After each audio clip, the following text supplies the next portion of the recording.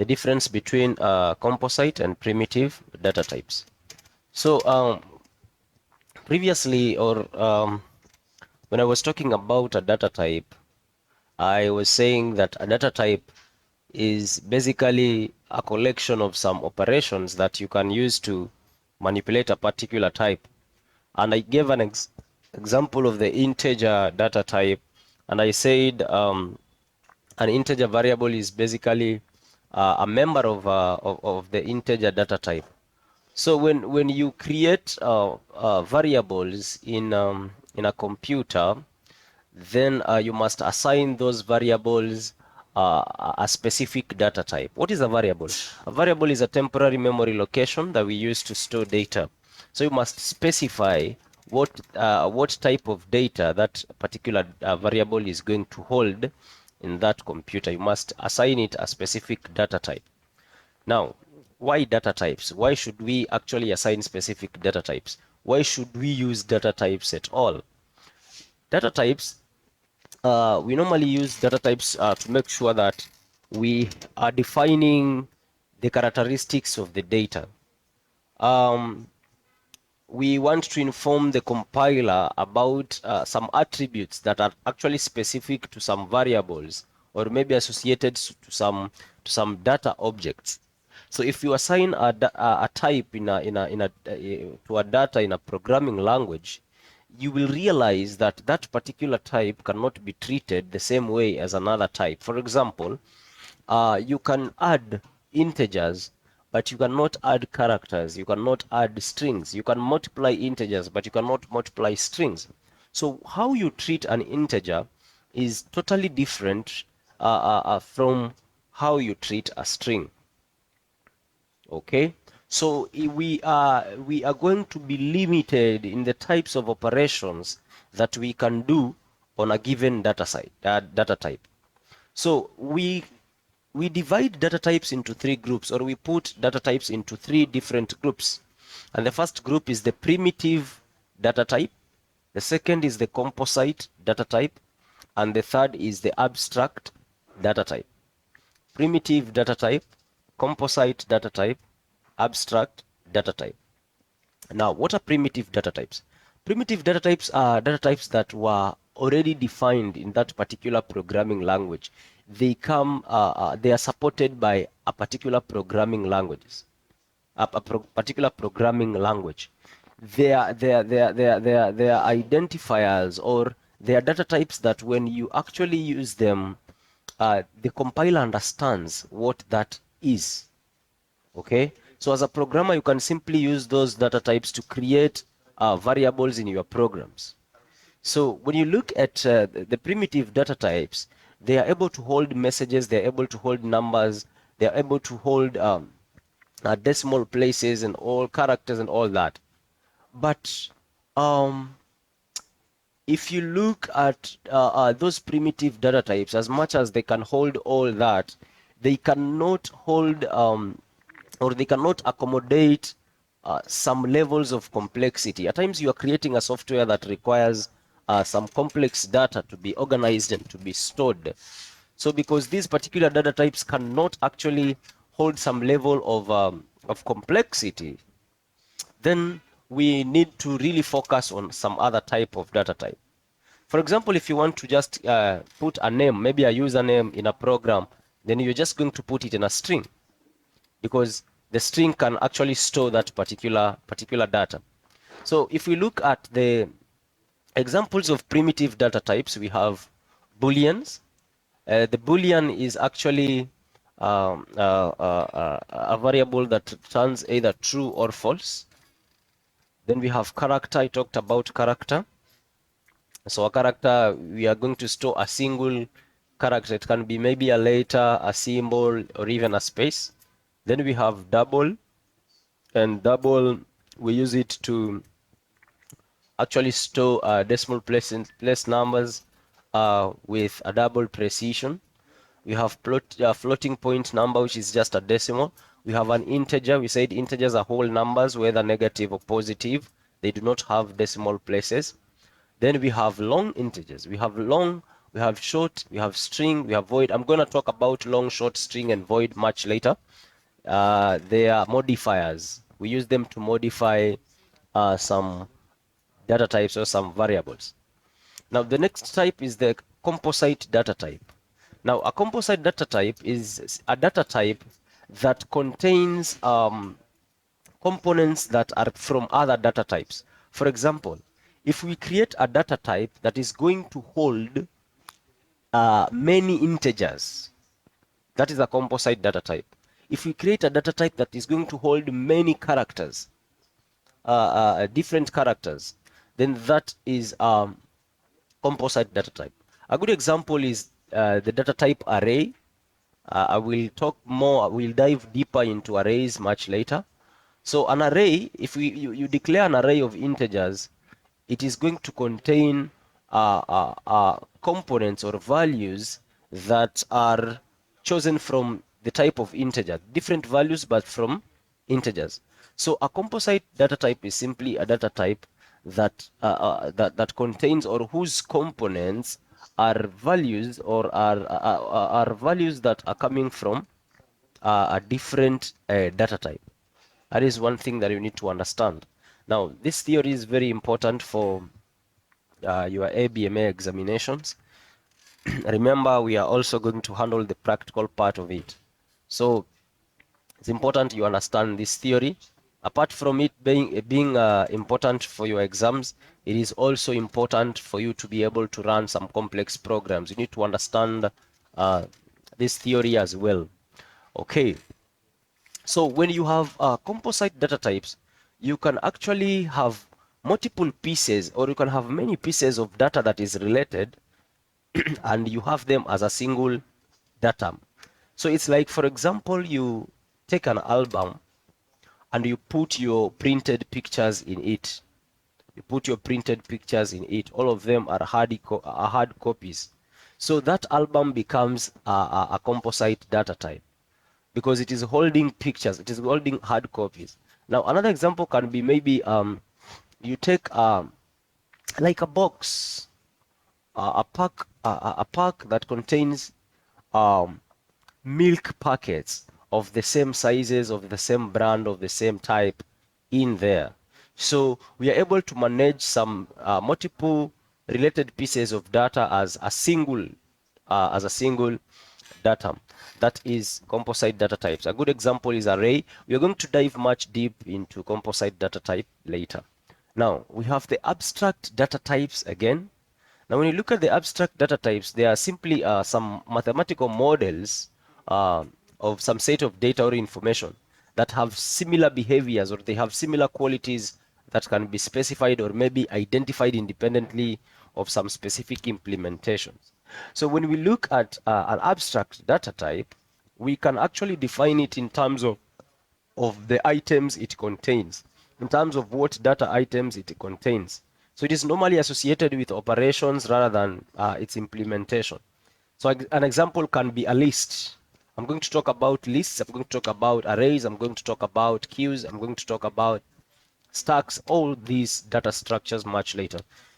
So there may be varying data types that are going to serve maybe some specific purpose and some specific functions maybe in a particular way, depending on which programming language you are actually using. But for the purposes of this course, I'm going to focus on the data types in the C++ programming language. The data types in the C++ programming language. Remember, we are also learning C++ with a practical approach in other sessions. So what I'm doing right now is I am giving you concepts that are really important for your ABMA examinations. Uh, in the other classes, I'm teaching the practical C++ from scratch. So you will see me repeating these concepts, but I might not go very deep in terms of theory. I'll be focusing on practical. So it's important that we also have this part. So let's talk about the primitive data types now in details. So we say the primitive data types, they come predefined by in the programming language, and a programmer can use them directly to declare variables. For example, integers, I showed you how to use that. We have the character, we have the float, the boolean, etc. So in C++, we have the following primitive data types, and the first one is the integer. The keyword that is used for the integer data types is int, int. Int is the keyword that we use for now this particular data type. We use int. So typically we said integers will store whole numbers. Do not forget that. We said integers will store whole numbers, whether they are negative or positive. So they contain 0 and any other negative or positive whole number. And it has, for you to be able to store an integer, you need 4 bytes of memory. This is the space that you need, 4 bytes of memory space, and you can store values that range from negative 2147483648 to 2147483647. So that is integer. I have shown you how to work with integers in the practical sessions.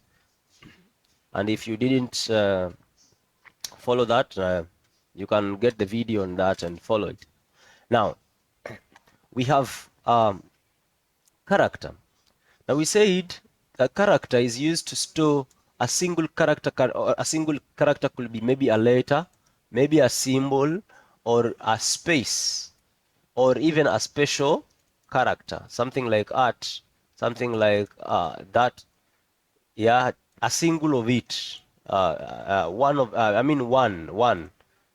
So the keyword that we use for characters is the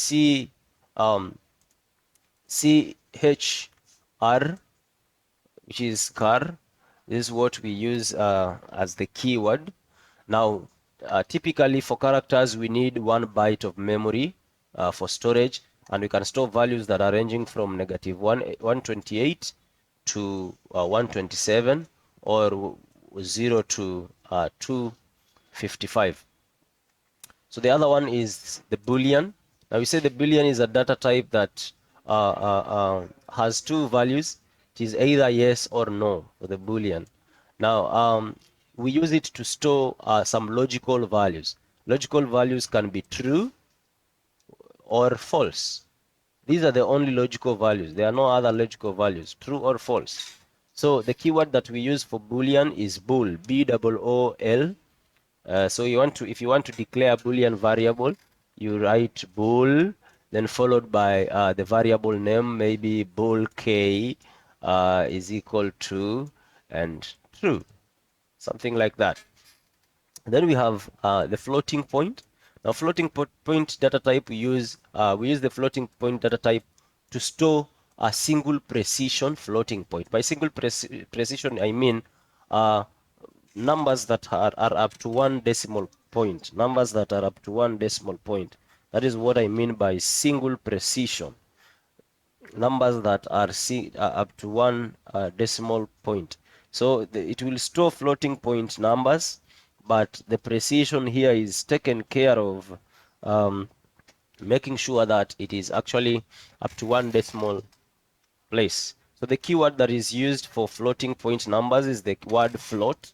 We use the word float for as the keyword, and it requires 4 byte of memory space again. This requires 4 byte of memory space. So the other one is double floating point. Double floating point is to 2 decimal place. So it is storing values in double precision. Okay, it is storing value in double precision, so into 2 decimal places, in other words. So the keyword that is used for this is double. We just use the word double as the keyword, and it needs to store, it needs a space of 8 bytes to actually store values. Now you can realize that 8 byte, this is actually twice of the single precision or the floating point. It is twice of the floating point. So the floating point requires 4 bytes. The double floating point requires 8 bytes. So it's important that you know all this. Then we have void. Void is actually void simply means there is no value without a value. So it is a data type that is showing an entity, a valueless entity that has no value. So we normally use that. We normally use it in functions that do not return any value. When I was talking about functions, I was talking about return types.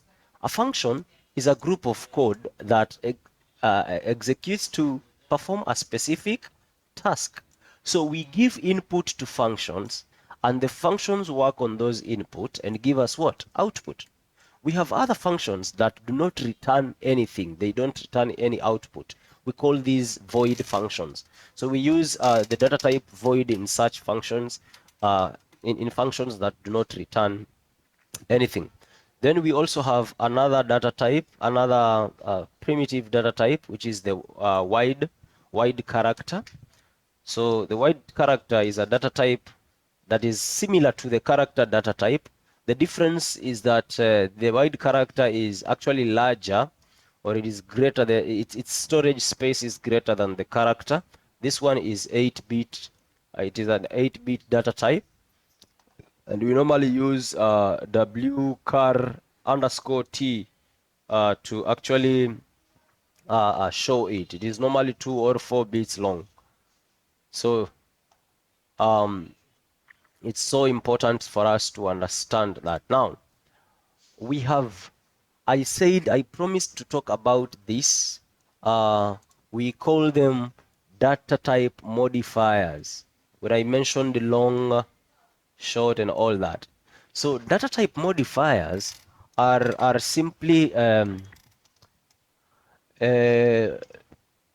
data types that we normally use with the primitive data types, or the built-in data types, to change or to modify the length of those primitive data types.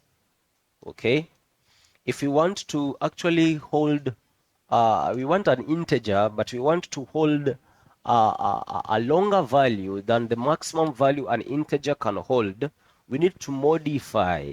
We need to modify the length of the data that an integer can hold to have it hold the value that we want. So we have type modifiers available, and these type modifiers we have the signed, we have we have the unsigned, we have short, and we have long. Now, let's just study this table here. This table is actually a summary that shows us the primitive data types as well as the range of values that is presented. Again, I'll provide the notes. Uh, you are going to see this table again. It's important to understand what is happening.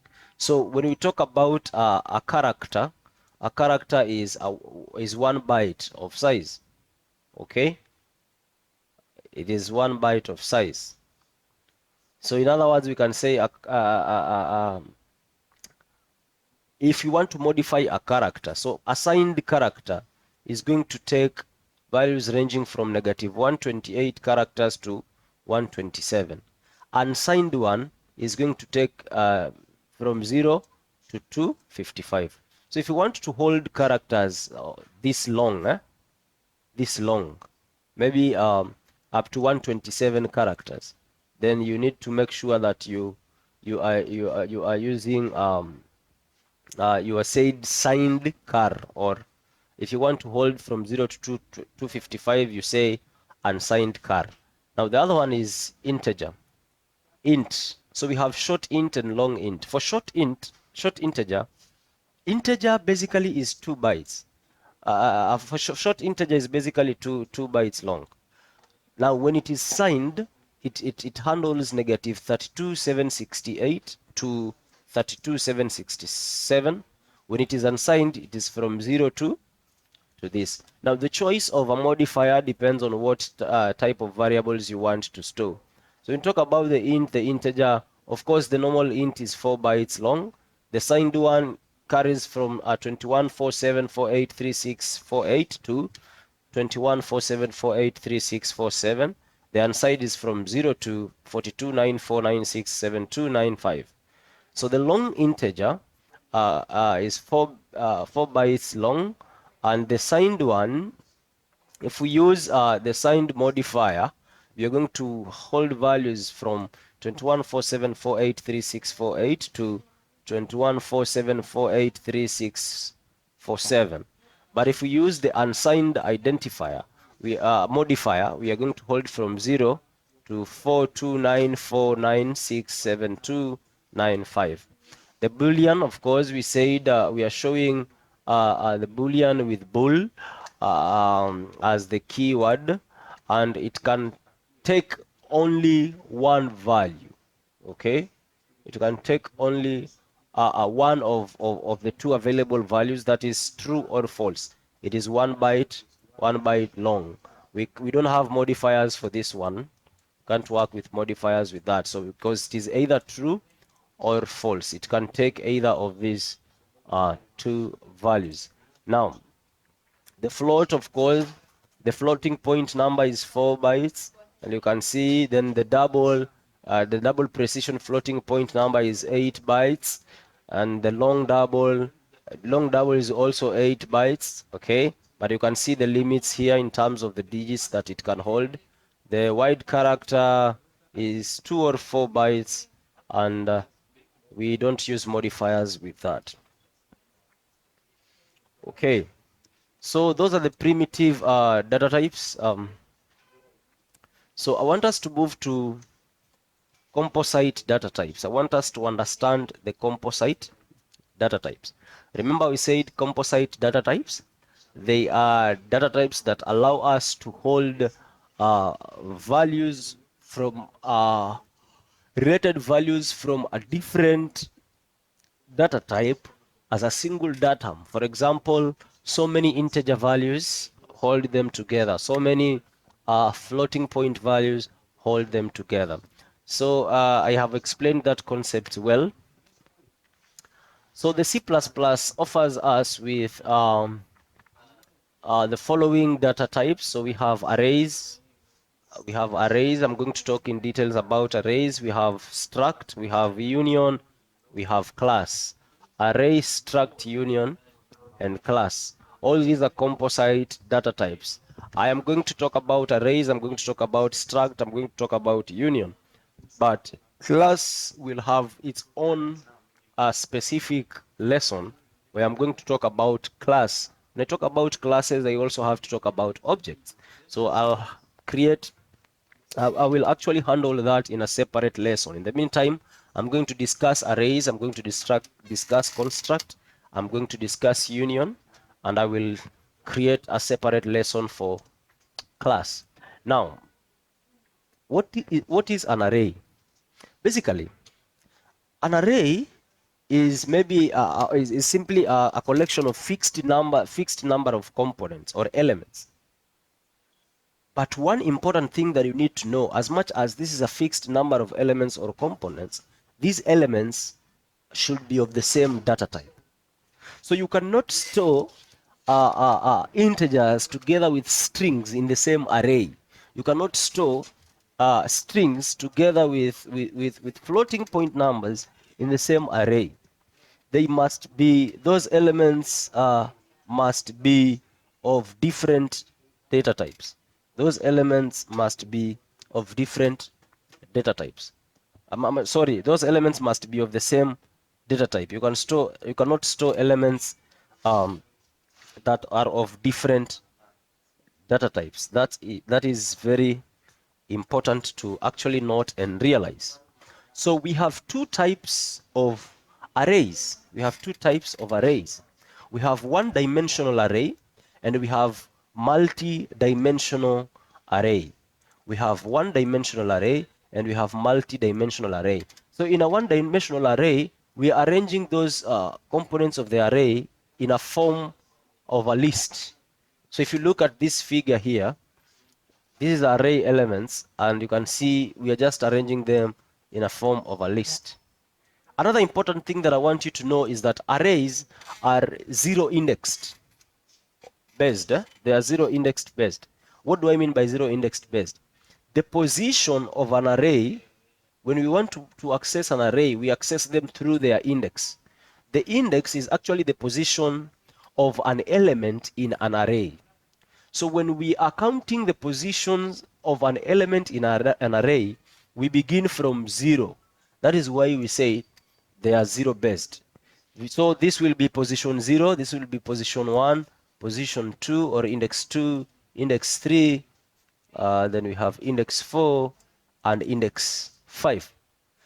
So what does it mean? If we have index from index 0 to index 5, you will see that if we count, this is 1, 2, 3, 4, 5, 6. You will see that we have 6 elements. We have 6 elements in this particular array.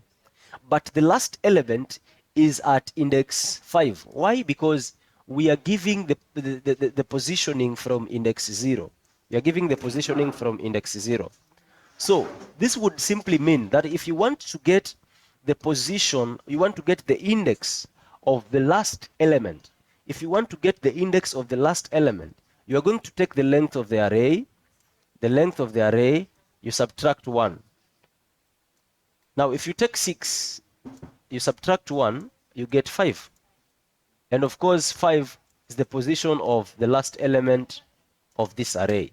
So that is one thing, that's the very important things that you need to understand about arrays is that arrays, the elements of arrays are supposed to be from the same data type. That is one. Number two, the positions of arrays are 0 indexed based. In other words, the first position is, or the first index is 0, the second index is 1, the third index is 2.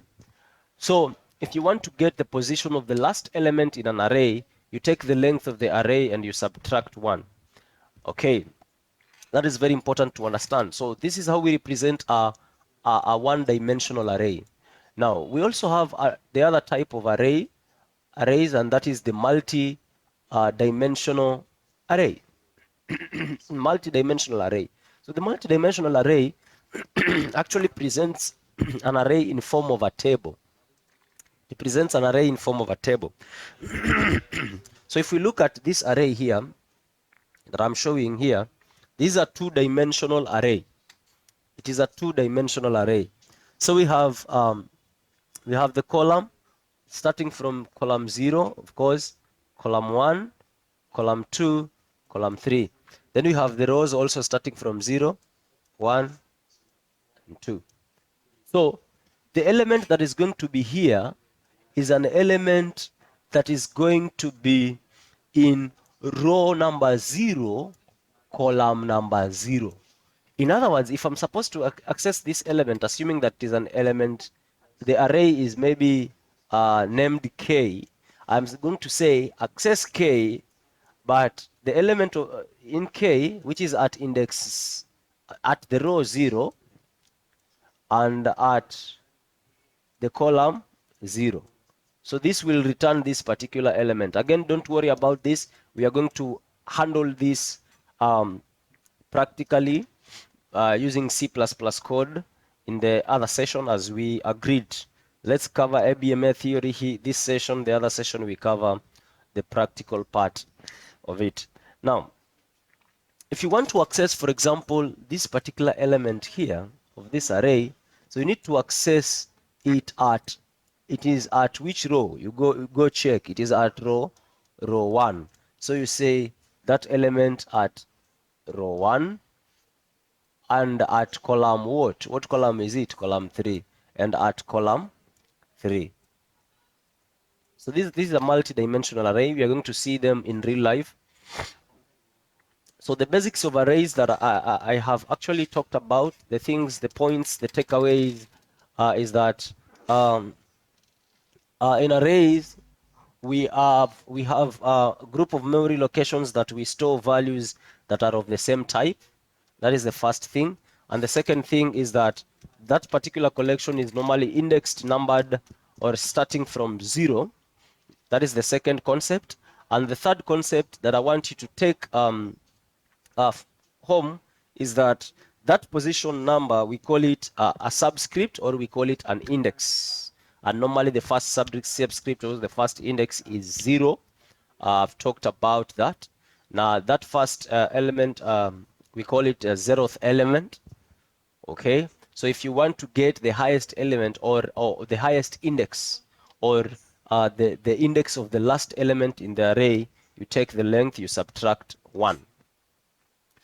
Okay, now let's go to another data type known as the struct. Another data type known as struct. Normally, we use the struct data type for creating structures. You might be asking yourself, what is a structure? Simple. A structure is a collection of items of different types. Notice in an array we said we have items of the same type. In a struct, we are creating a structure. And the structure is going to contain items of different types. I'm just going to give you a simple example here. I want to store student records. I want to store student records. So I want to store, let's say, a student registration number. I want to store, again, now student registration number, it can be a string. Yeah, can be a string. That is a string. Okay. Then I want to store the student name. Again, that can be stored in a string. Then I want to store the student age. Now student age will have to be stored in an integer. It will have to be stored in an integer. So what we are creating here is a character. What we are creating here is is a structure. What we are creating there is a structure.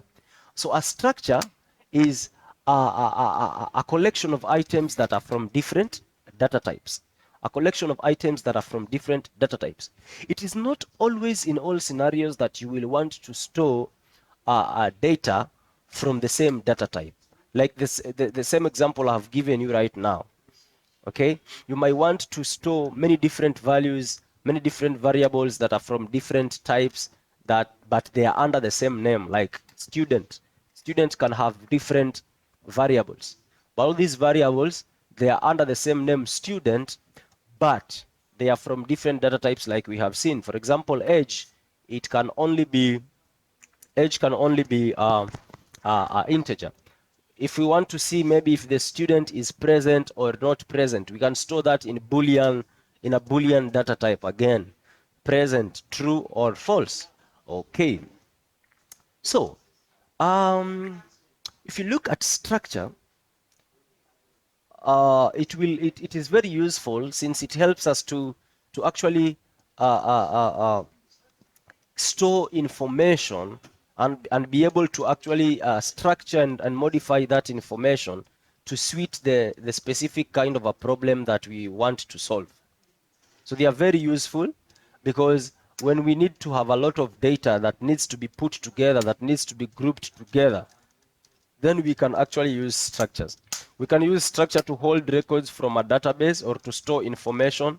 For example, I've talked about students. Yeah, so you can just create a structure like that. You can store the ID, the student ID, which is actually in this case can be a string, student name, student gender, and age for student 1, for student 0, I mean for student at position 0. Then we have another student 1, the same information there. We have another student, the same information there. So that is a structure. The difference between a structure and an array is that an array stores items of the same data type, while a structure stores items of different data types. So we use struct to create structures, and structures are a collection of items of different data types. I hope that is home. Okay. The other data type that I need to discuss is union. So union is a data type. It is just like structure, but in union, each member that we have there is going to share a memory location, an overlapping memory location. So it has a similarity somehow with the structure in that um, the union is also defined by the programmer. The programmer defines uh, the type to actually group together. Okay, that is a similarity with the structure. Now, the size of the union is normally, or we can talk about of the entities of the items or the items of the structure. We normally call them elements. We call the items of the structure elements. Now, if you look at the size of the union, is the size of a member whose size is actually the maximum among others. So if we have members, 5 members, the member that has the highest or the biggest size, that size of that particular member is actually the size of that union. Why? Because we have overlapping and sharing of memory in this particular uh, structure. Now, I just want us to look at uh, uh, um, the difference between a structure and a union. So the largest difference is simply in terms of memory allocation. So in structure, we have the member getting some separate space in memory allocation. But in union, the total space that is actually there is allocated, I mean, the total space of that union is equal to the space of the member that has the largest size. So the members are going to share memory space. Let's just look at an illustration here. For example, we want to create maybe a structure to store information about students, and the students here are having these variables, enrollment number, the gender, and the marks. So we can put them in a union. And if you look at that, this is how the union is going to look like. So assuming that the gender will take 2 bytes, then I mean the enrollment will take 2 bytes, gender will take 1 byte. Then we have the marks taking 4 bits. Now, if you look at this length here, the length here is 7 bytes.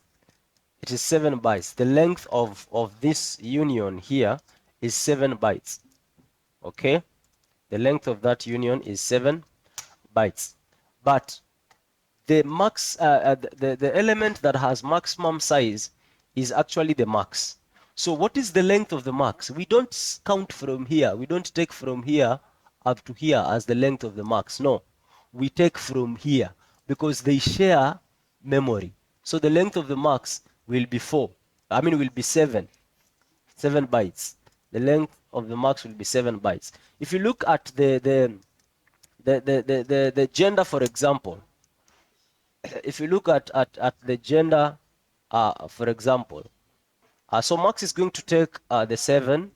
If you look at gender, gender is going to take, is taking 1 byte. But as much as gender is taking 1 byte, it is inclusive of this first memory here. So it's gonna go up to here. Just a moment, let me show this properly. For the gender, it's gonna start from here, move to there. I mean, move to here, move to here. Sorry, yeah, to here, to this part. Now, for the registration, it's gonna start there and move all the way to there. So it's important to understand that here we have memory overlapping. We have memory overlapping. So I've talked about structure. I've talked about union. So the class data type is normally used for creating classes. I said I'm going to create a specific lesson for this. Now, classes are really, it is a wide concept. It is an expanded concept. Still discussing structures. I'm going to talk about that later. So classes can contain data members that have also different types, yeah, but they can also contain functions. So we need to discuss classes, we need to discuss objects. That's why I said I'm going to deal with that in a separate class. Okay, so I want us to move to common data structures. I want us to move to common data structures. Now, you'll be asking yourself, what is a data structure? You'll be asking yourself the question, what the hell is a data structure?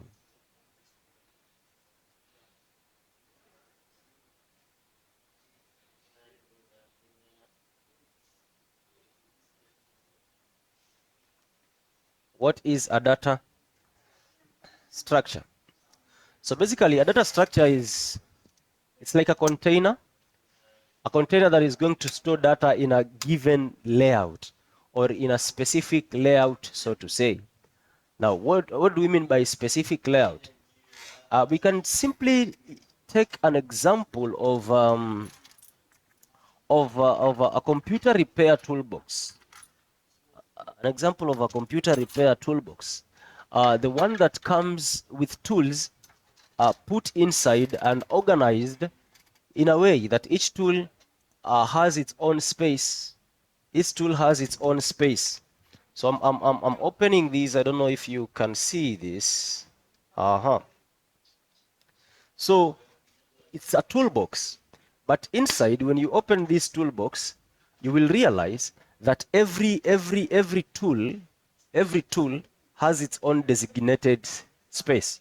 For instance, we have this one. This is a knife. Huh? This one is a knife, very powerful. This one is a knife for cutting a few things when you are doing some repair and some fixes, when you're doing some installation. Okay. Now, this knife was created or has a space that was created for it, and the space is this here. So it has its own place to stay. Okay. Now, if you look at the tester, it has its place to stay. If you look at this screwdriver, has its space to stay. The flat screwdriver also has its space to stay. We even have space for the black tape.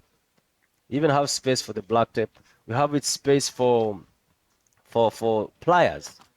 We have its space here.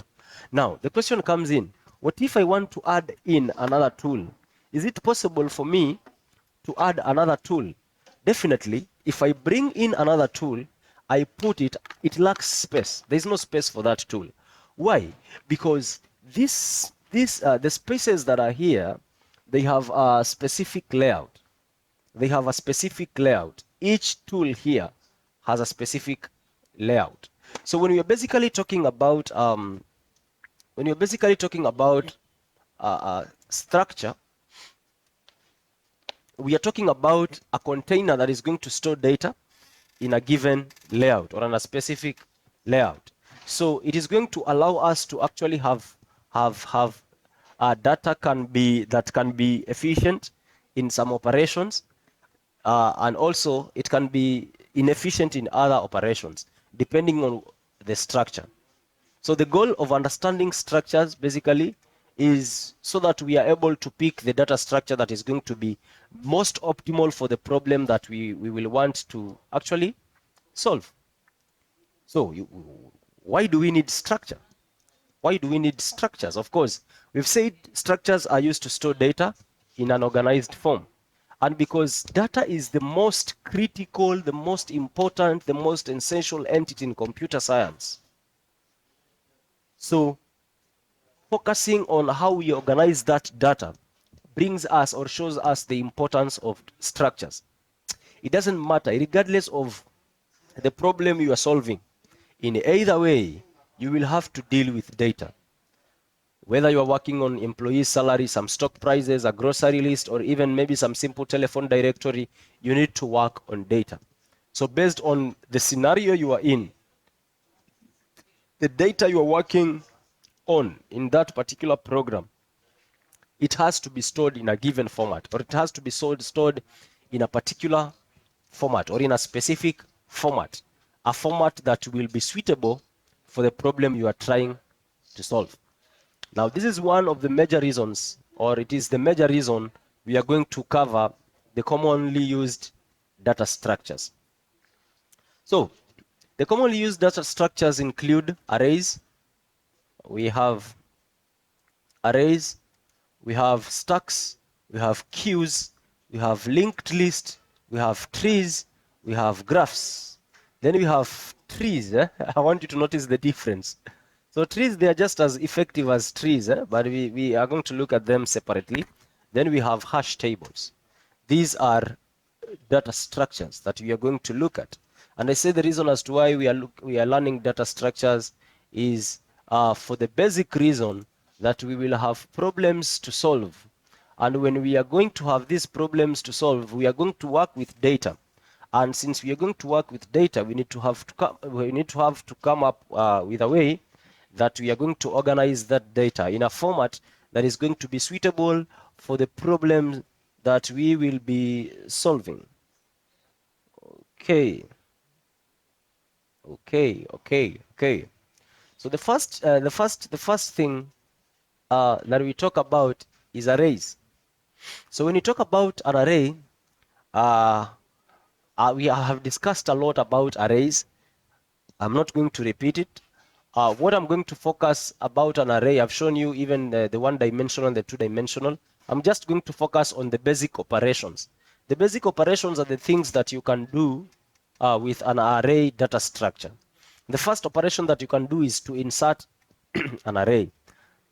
So when you do the operation, the insert operation in an array, you are going to put an array at a given index. We are going to do that practically in with C++. You're going to add or to insert an array. I mean to insert an item or an element into an array at a given index. The get operation is going to give you the element that you asked for at a given index. For example, I have uh, a simple example here. Maybe I have an array of 3 values. I have an array of 3 integers. I have stored 5, 7, and probably 6. Now, the index of this one is 0, as we said. The index of this one is 1, and the index of this one is 2. So if I want to access 7, if I want to actually, let's say maybe this array can accommodate 5 elements. So we have other spaces here that are empty. They don't have anything. So if maybe we want to insert 10 here, we want to insert 10 in this particular index 3, we are going to specify the index. So insert what we want to insert at which index. So the index will be 3. If you want to get we want to get 7, then we need to make sure that we are getting 7 from its own index, which is 1. Then delete. The delete operation allows us to delete an element at a given index. Then we have the size that is going to show you the total number of elements in an array. Those are the operations that you can do in an array. So I want to stop there. Let's